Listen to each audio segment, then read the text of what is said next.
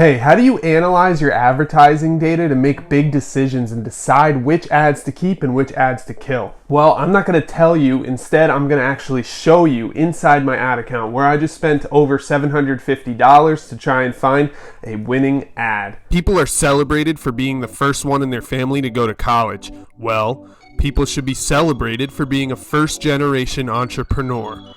The real question is, how do we build a real lasting business even if no one in our family can show us the way?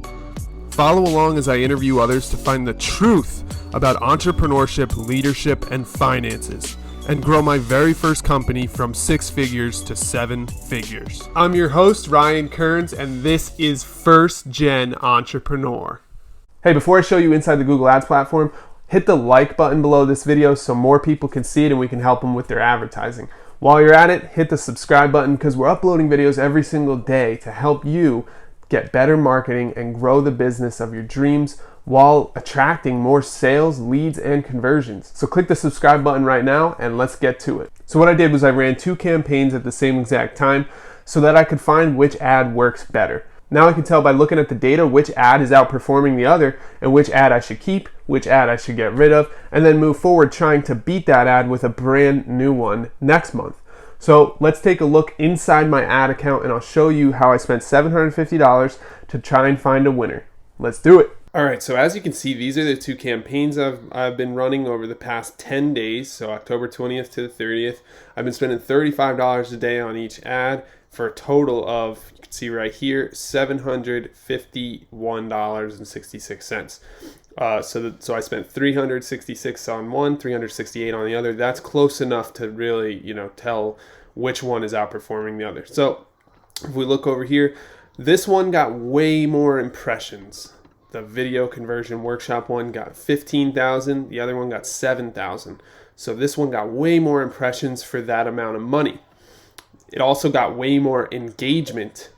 But interestingly enough, this bottom one has a higher interaction rate. This one's 35%, this one's only 48%.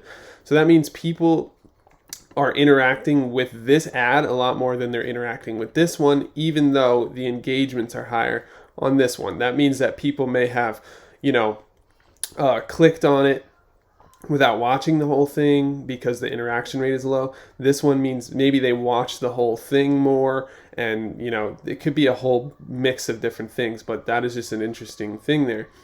Next, if you look at this one, the average cost 7 cents, average cost here is 10 cents, so this one is cheaper. So if you look here, this is really interesting. The top one had way more clicks, like more than double. I got 60 clicks from this one, 185 clicks from this one, and the cost per click is way higher here on this one than it is on this one. This one's only under $2. This one's over $6 for the cost per click. So that's like a lot more money that's what, $4 more in order to get someone to click on the ad.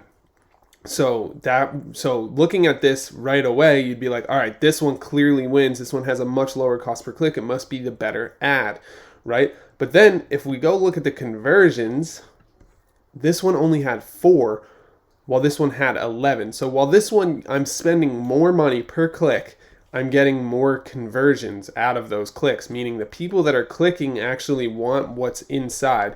So maybe there's some kind of disconnect between this one and the landing page that they land on. It's the same landing page, by the way, but this one seems to connect with that landing page more and actually want to convert into leads once they land there.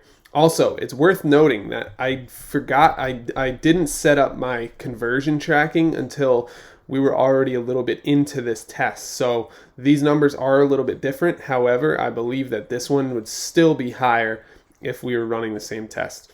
And then if you look at the cost per conversion, look at the difference here.